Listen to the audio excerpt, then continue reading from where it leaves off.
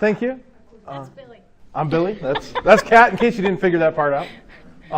Thank you very much to the museum and to the library for having us speak today. We appreciate it. And see some familiar friends and some new friends out there, so appreciate that. Anyways, we're Idaho Fire Lookouts.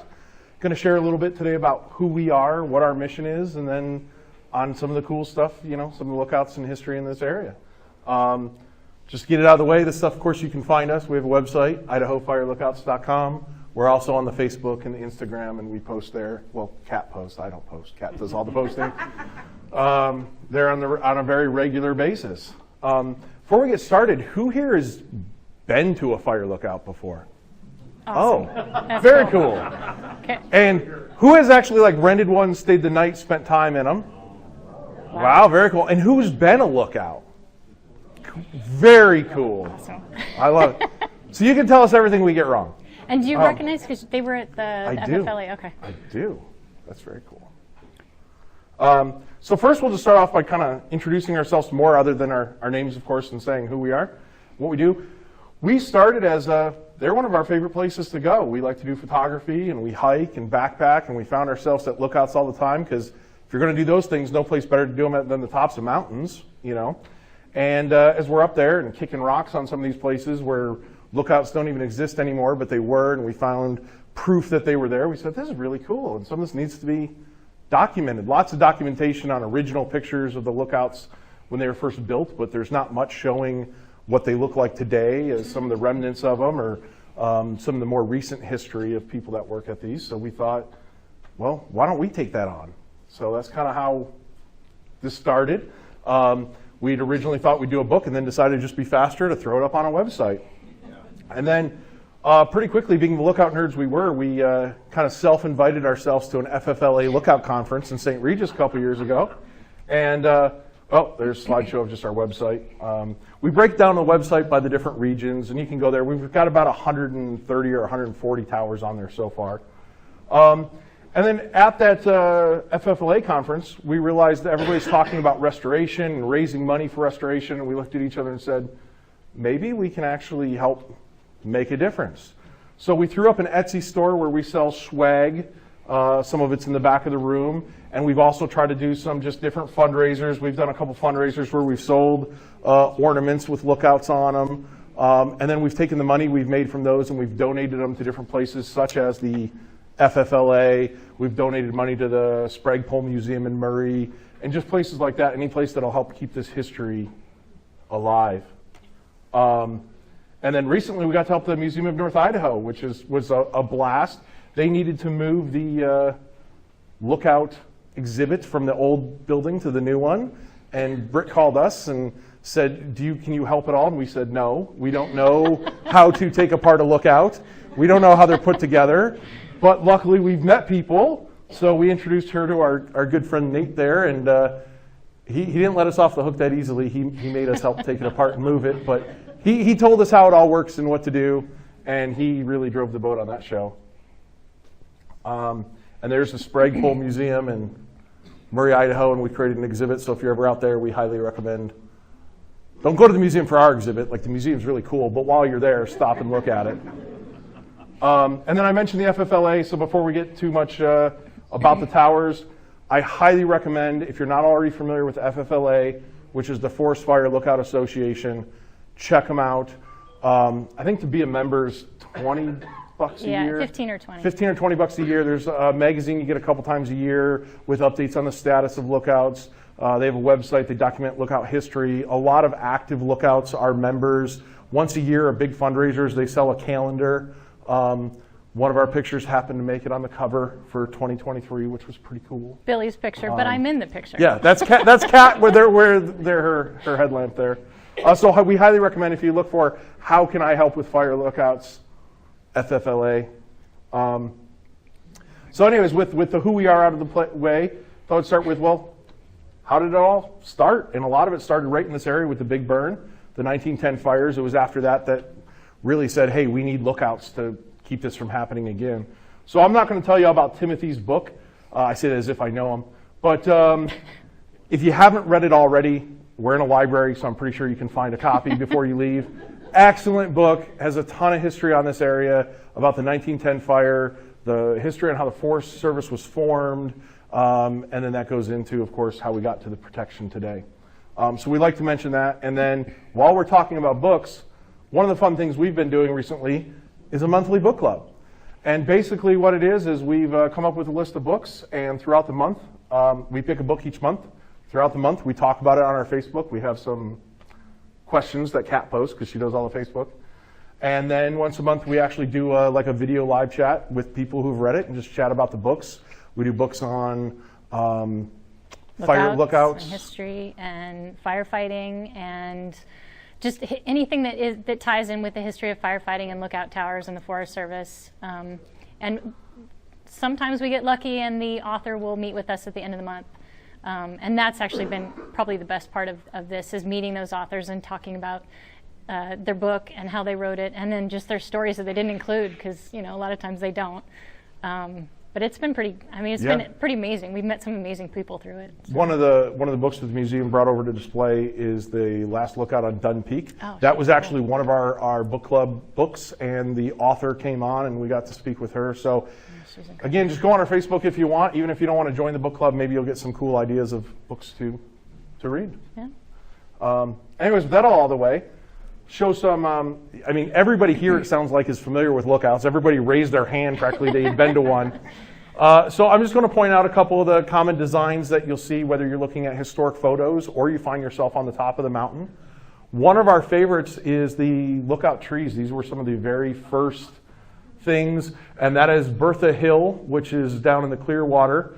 And Mabel Gray was the first lookout really that was down there. It was part of the Clearwater Timber Protective Association, and she was, I think, a cook, if I remember correctly. And when she was done cooking breakfast for the timber crews, she would go climb a ladder up on the side of an old stump, and she would look out, and if there was a fire, she would report it. And of course, one of the cool things is we have found and been able to identify old lookout trees that were last used in the 40s and 50s. And we could identify them because we've still found the spikes in the side of the trees. They're still standing. We've seen the number 9 wire, which is the wire they ran through the forest for the telephone poles, still going to them. So these are still out there. If you go out in our forest and you see a thin piece of wire running through the forest and sometimes stopping at a tree and you see spikes in it, you've just stumbled on a really cool piece of history that's made it through fires and logging and whatever else, and it's still standing today as testament to what was there. In fact, Kat has a story about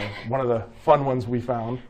We were looking for one of these. We couldn't find it. We've been looking for what felt like forever, standing there kind of like this, like, all right, well, at least we tried. And my eye caught a spike in the tree. And I think we were standing kind of like this, and I went, Billy! And poor Billy must have jumped about 30 feet in the air. What was wrong? What's happening? We found the tree. So I get a little excited.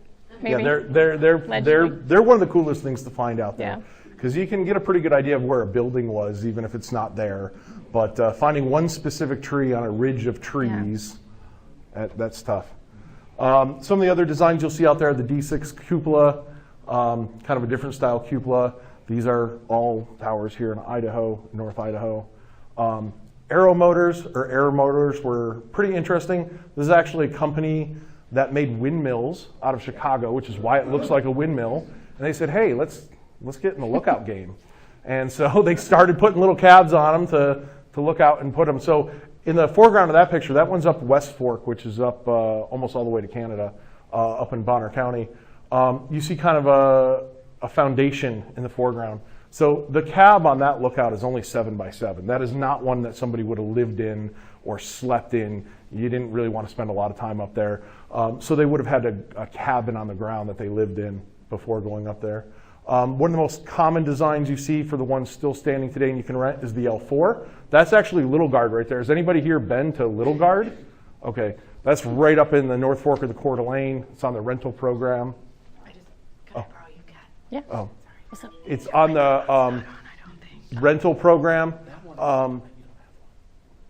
Yeah. Okay. And they're actually going to be doing work on it this year. Do you know what they're doing? They're going to be painting. They're doing some work on the catwalk and just some overall maintenance. We're actually probably going to put out a blast because they always need volunteers. And maybe it's just painting because that's all I can do. But, might be pounding some nails or other work. But anytime we find an opportunity for people to help, we'll put it out there. So that's kind of one of the purposes of our website and Facebook and things like that, is reaching people to help. So.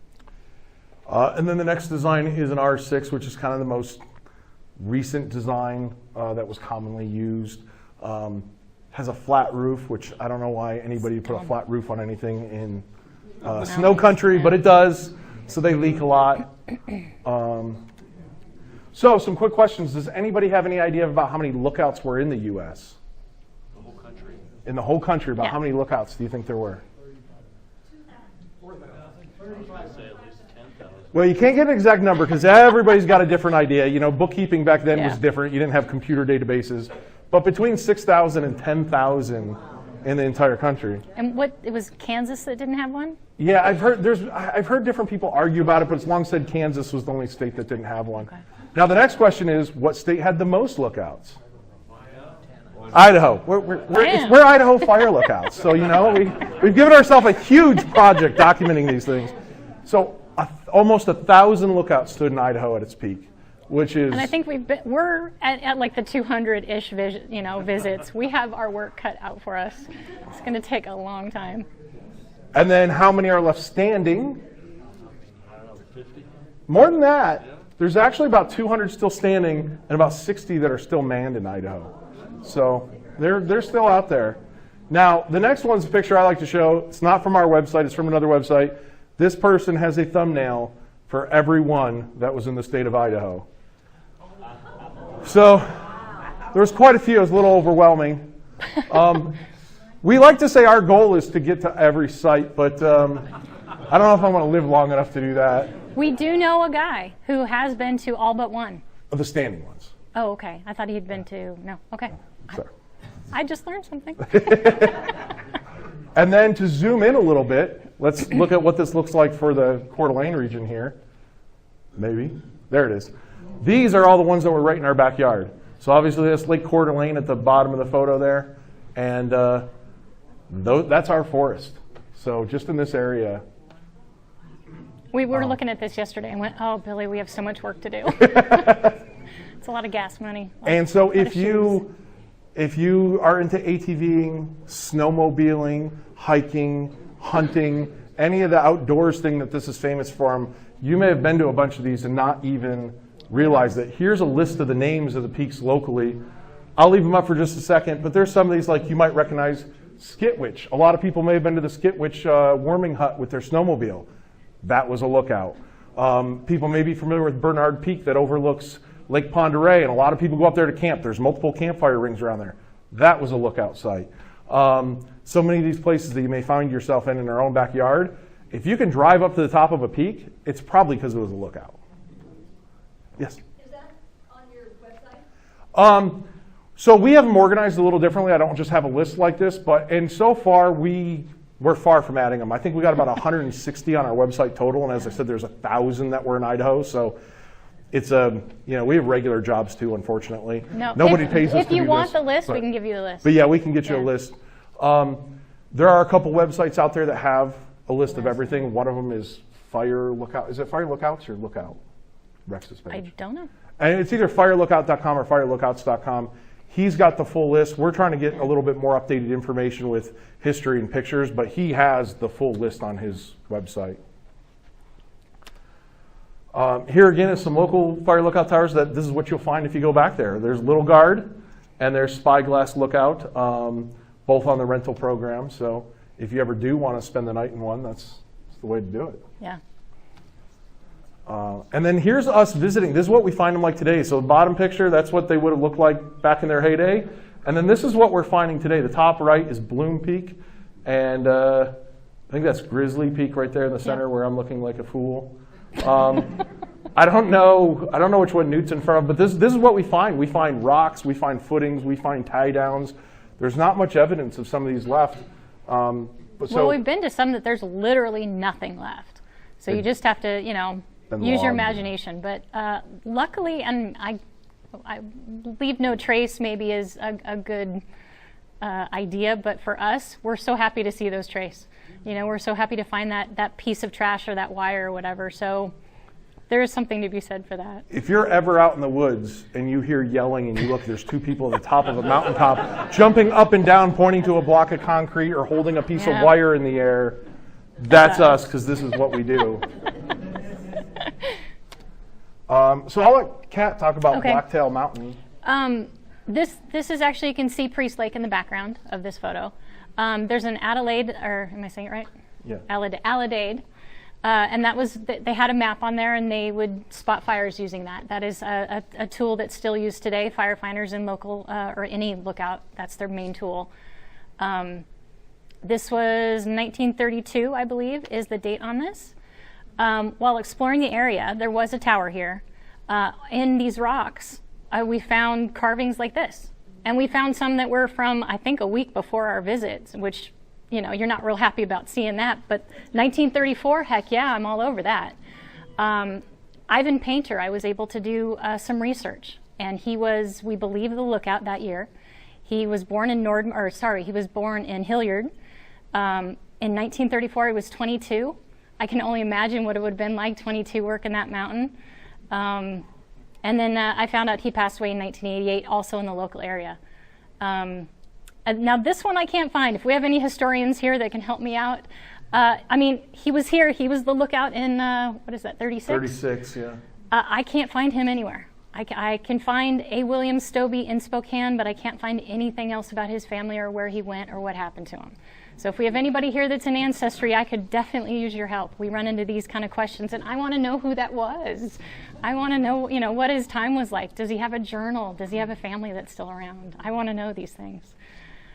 So these are some historical photos of Blacktail. You can see the gentleman using the Alidade. God, I say that wrong every time. And I would like to think that that's Ivan sitting on the catwalk up there. It's probably not. Maybe it's Bill. Who knows? But yeah, finding these pictures to go with the spots really make a difference to us. It's really exciting.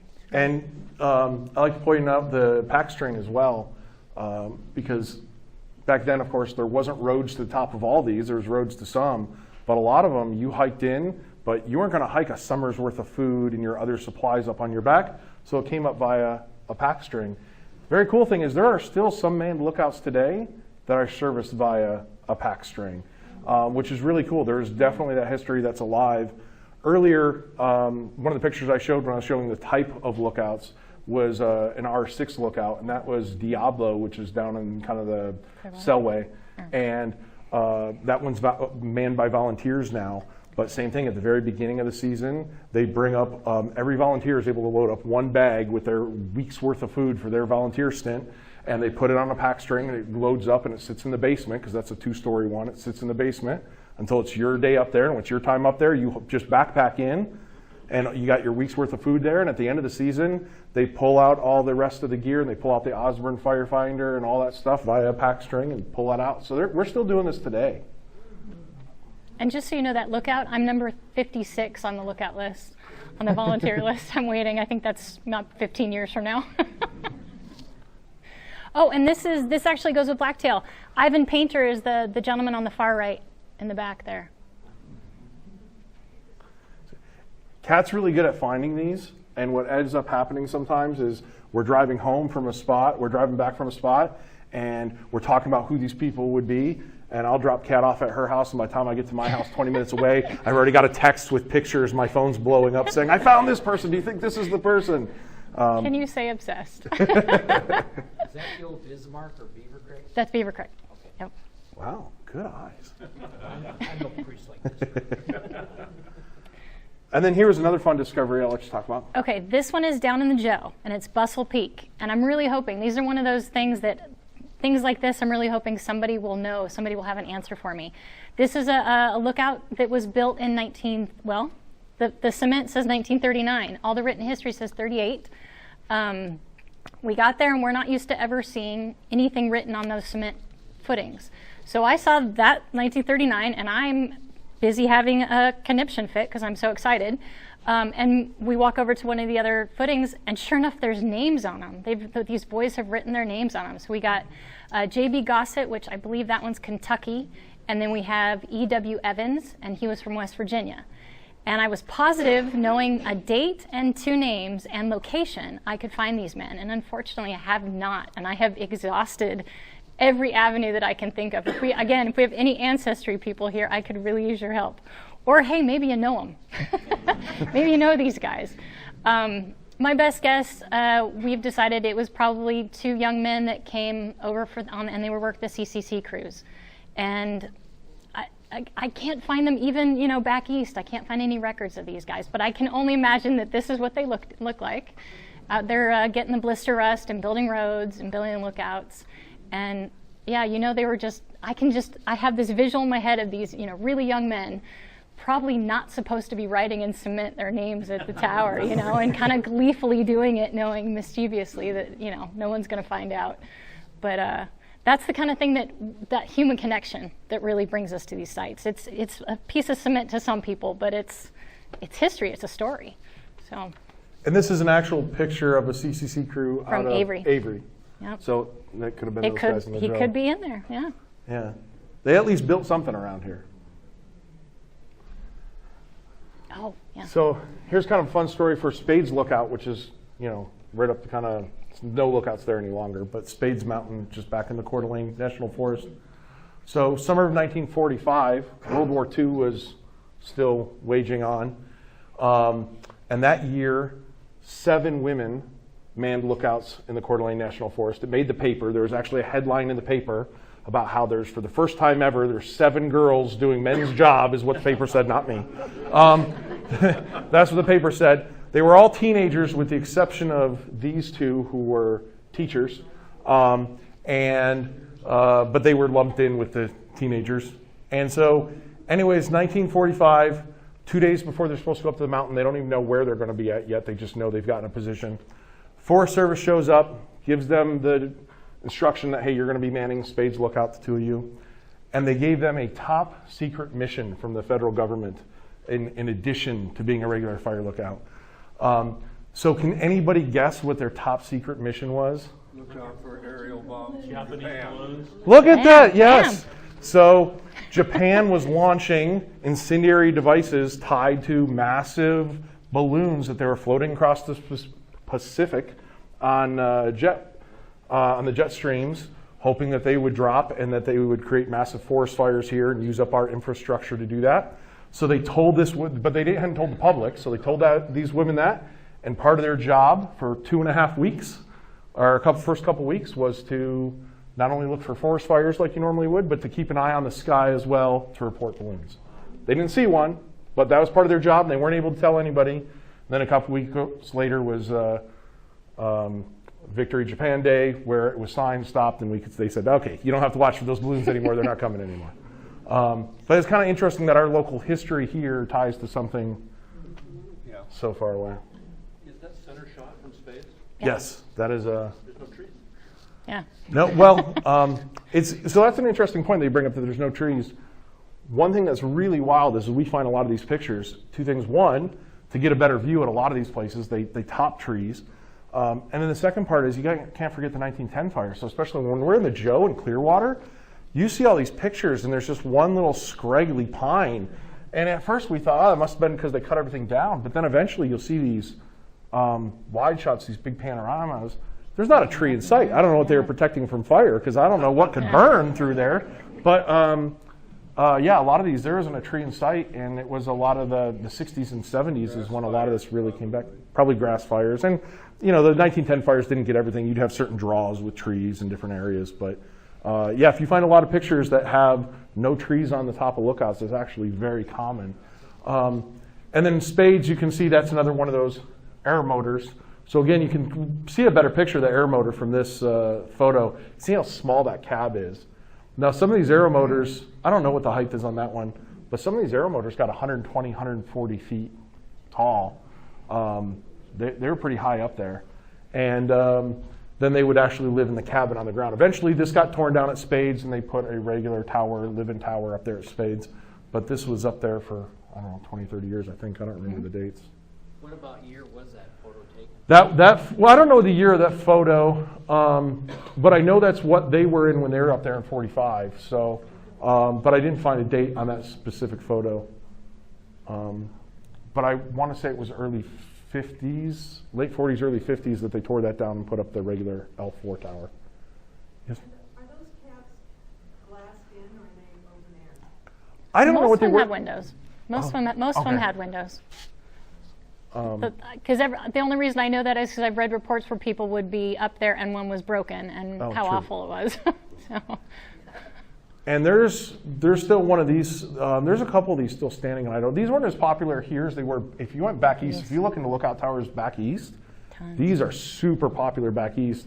And some of those stories back east, where of course it's more dense population, it's really weird. I can't speak to read some of those stories because there were some of those where it was like a 9-to-5 job where it was, the mountaintop was close enough to town where somebody would drive up at 9 in the morning, start their job, and drive down. Not all of them even had a cabin with them. I've seen some of those on some of those East Coast ones, which is kind of bizarre. But mostly, we see a lot of FFLA posts and a lot of the FFLA magazines when they're talking about East Coast towers. You'll see setups more similar to this with a ground cabin and then these aero motors. Side note to that, I know there's a couple for sale. Anybody's looking to put one up. Yeah, if you want an aero motor. Mike?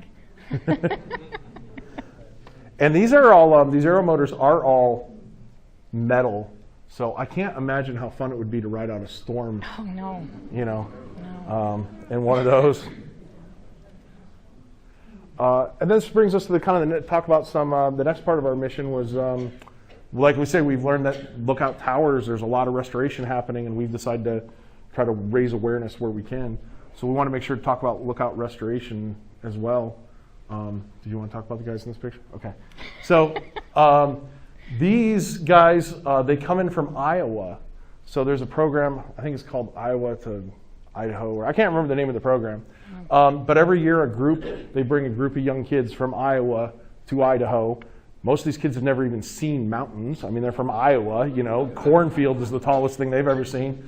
And then they strap stuff to their backs to make them run up mountains, and they do trail crews. But they're amazing at it. First, when I heard that story, I thought they're probably all just falling over on the side of the trails, but they're young kids, so they can do it.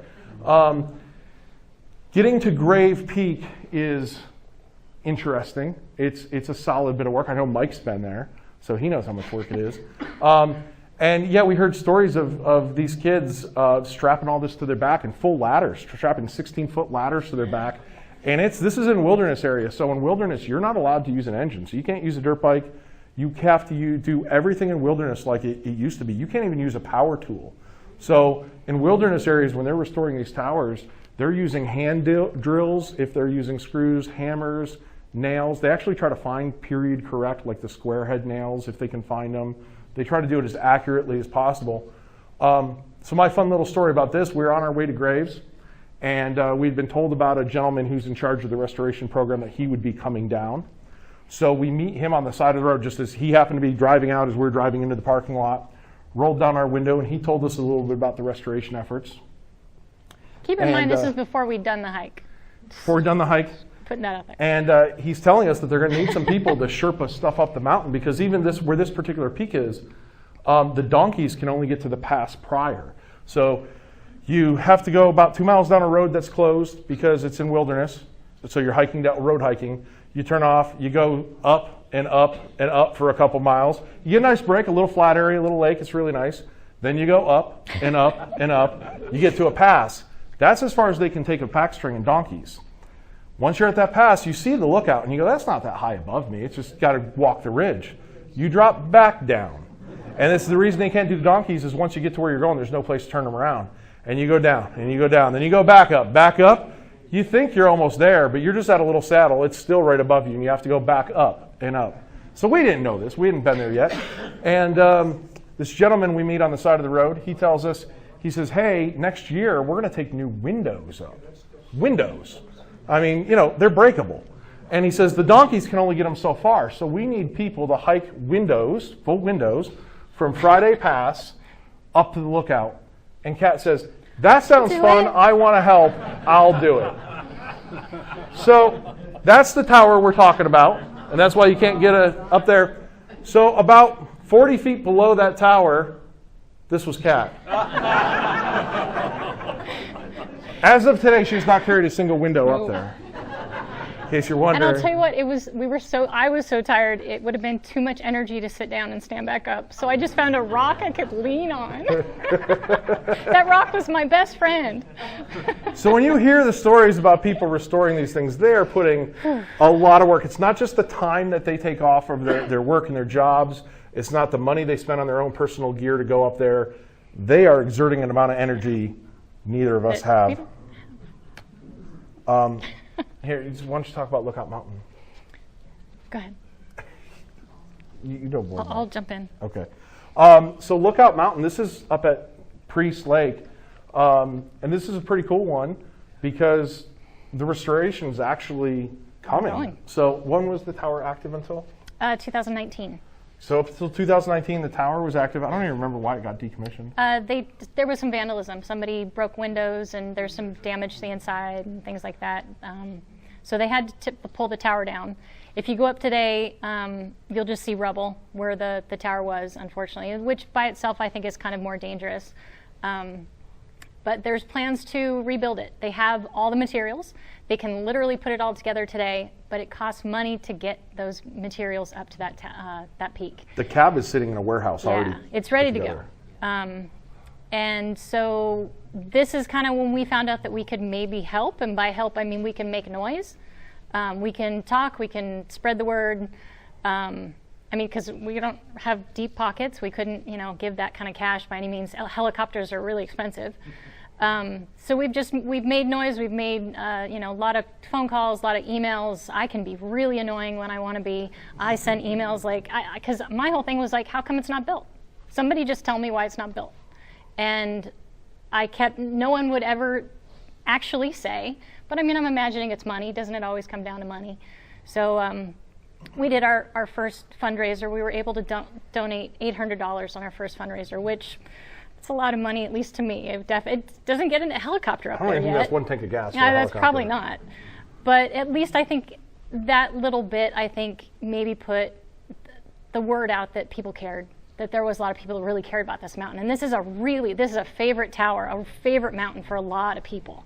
So anyway, I got word last year that this year they're going to start rebuilding. They're starting, and it's going to take a couple years. But at least it's moving. At least there's some traction. So Will there be a rental after that then? we're hoping it's staffed again. Yeah, there's talk it'll be Pam restaffed. that staffed that tower for 30 years would come back. So and talk about an amazing person. She's just incredible because you do still have to hike in. I mean, this is not a drive-up tower, and she's just what an incredible person with full knowledge of just this area. And I'm telling you, if ever there was a spot that we need a fire lookout, that is the spot.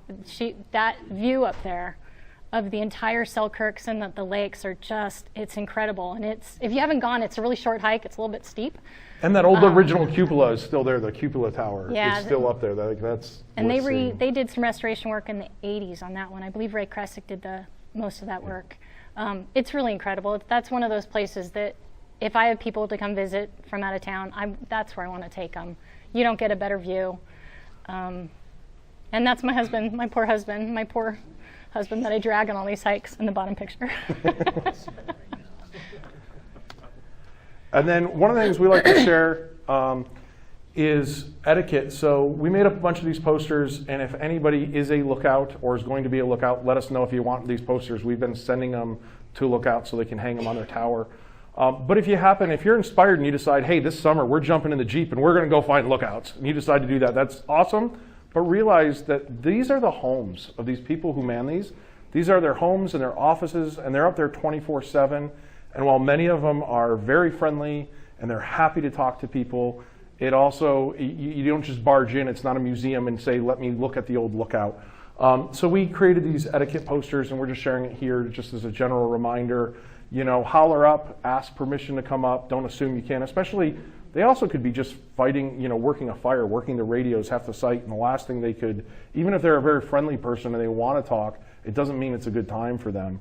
So we definitely say respect their space, and most lookouts, if you are respectful and you holler at them and talk, most of them love sharing the history with you and love sharing and telling you about it.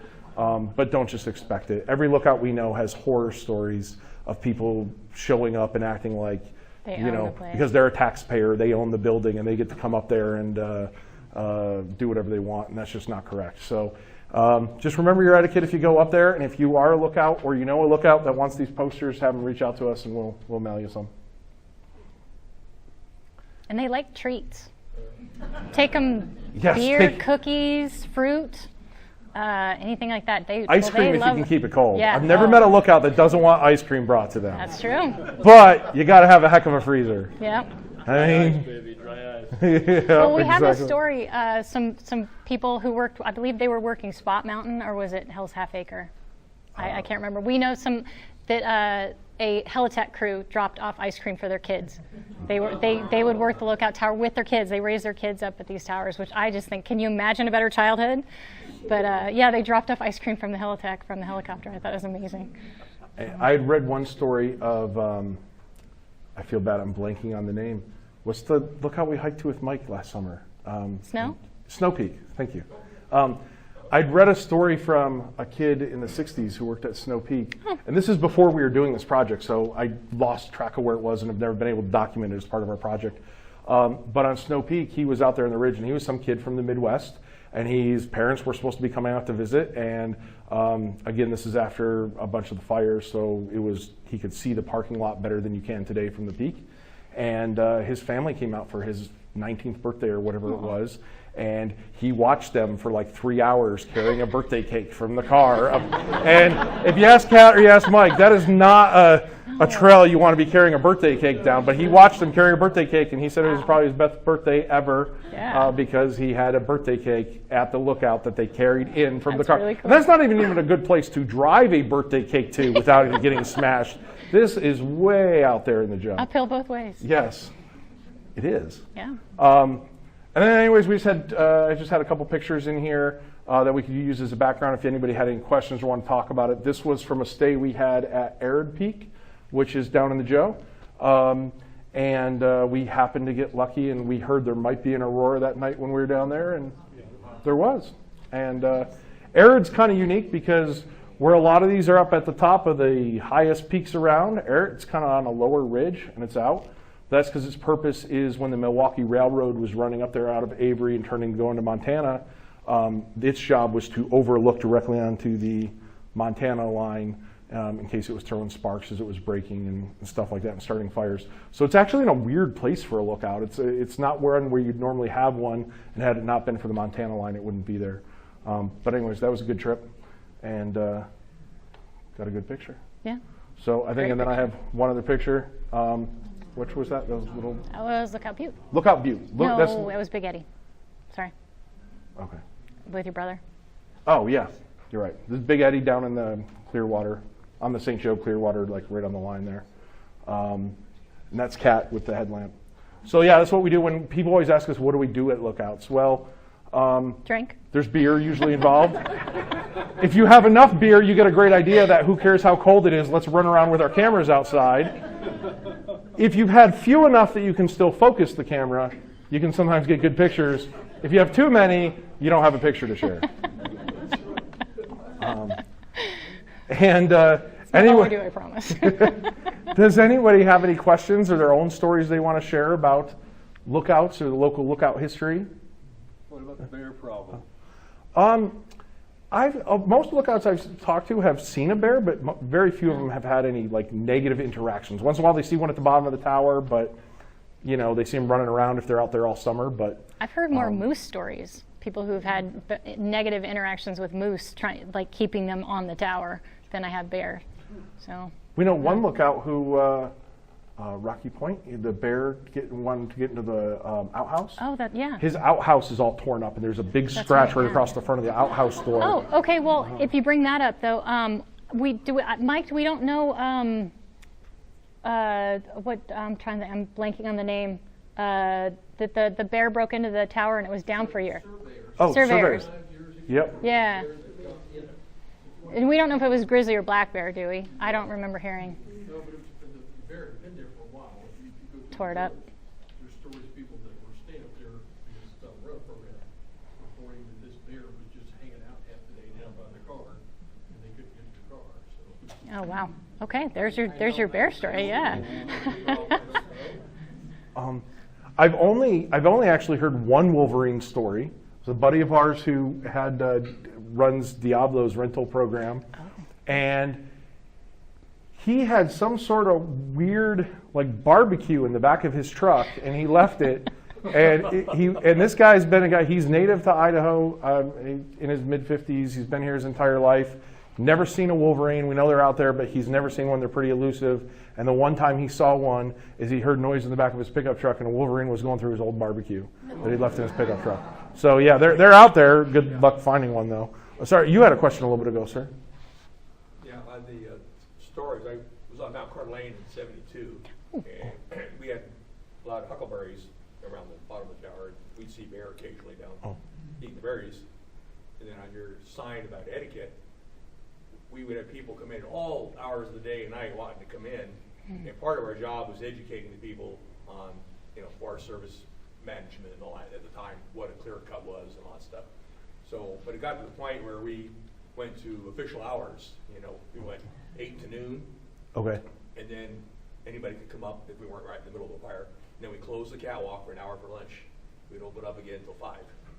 And because most people were friendly and nice and wanted to see it, but they weren't always respectful that was your house. Yeah. So we just did it like normal office hours kind of thing. I think that's a great way to do it. Every lookout we know is a story of somebody who doesn't understand that. We were talking to one guy's name was Austin out on Hell's Half Acre, and he's sleeping in his cab, and he woke up and somebody's opening the door and letting themselves in while the guy's asleep at 6 in the morning. Another morning, the air patrol came by. It was like, I don't know, 6 or 7 or something in the morning. Flew by right at the height of the top of our tower. Oh, We're like wow. 65, 70 feet in the air. They go by and they'll get on the radio. Good morning, Mount Coeur d'Alene. That's awesome. Was it awesome? Then we had to go down. I had a 58 Chevy wagon, and we had to go down to the picnic area and get our water in big milk jugs, and then bring it to the tower. And then there's a winch on the boat winch, and we pull our cans of water up with that. So that's definitely something I should share. Is one thing a lot of people don't realize is the lookouts are responsible for their own water, and not a big deal if you have a drive up. I mean, it's still a big deal because you got to get the water up a tall tower, right? But lesser so. But these lookouts that are hiking, and even a lot of them is you got to hike down to a spring, which might be a mile or 2 away. And I mean, the spring is downhill from the tower every time, And so nice calm walk down to the spring to get water. But then you got to chug water, which is not light, back uphill. As if that's not bad enough, you then have to get it to the top of the tower. And same thing, we have a friend of ours, Gracie. She manages the tower down outside McCall. She was recently on a podcast, and one of the things she was talking about, her tower is still hiking, but at the beginning of the season, they actually fly her in on a helicopter, and they bring in her, her supplies, her food, and everything.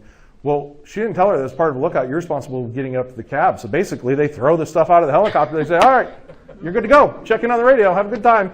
Helicopter takes off. All this stuff's on the floor. You got a 30-foot tower. Guess who's making trips for the next 8 hours up and down the tower? Well, what do you got to do? Yeah, well, yeah. Still doesn't mean that's fun. She's young. Yes. On that previous picture, was there a ladder or something? How do you get to the top of that? Okay, so it's kind of hard to see there. Those are stairs. There are stairs right here. That's a staircase. Landing, yeah. And some of these are pretty short, and they're not. Some of them are right on the ground. You have some like Surveyors, which is about 20 feet up, so it's about 2 back and forth. And this one is almost 80 feet. It's I think one of the tallest ones still standing. That's a workout getting to the top of that thing. Don't forget, the bathroom is at the bottom. See, manage your expectations. Talk about managing how much beer you drink at night. Just remember, the bathroom's at the bottom. Don't overindulge in the huckleberries. That is hit. Illinois. But good question. Oh, sorry, go ahead. Do you have any stool stories from Lookout with the insulators on the lakes? Okay, Aaron. Yeah, so what he's talking about is you put something like this on top of a mountain. It's really high up there. that is a target for lightning. So Yeah, it really is. they are very well grounded. There's copper wire that runs all over these things, so they're grounded. But still inside, you do not want to be inside, especially touching the Osborne firefinder in the middle when lightning strikes. So they usually have stools or a chair inside that's got glass insulators like you would have on a power line on the bottom. And your instruction is, when there's a storm, get on the stool. That's about it. Just sit on the stool. Don't touch everything.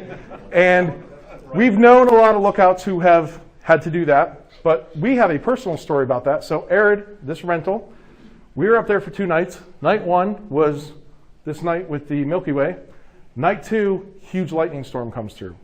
Now Arid's a little different. At least when we were there, not a single stool or chair had the insulators on the bottom. Also, the You want bed. to talk panic when I woke up because of all the lightning, and I'm like, I can't find any insulators. What do we do? It's even better. It has metal beds. Yeah.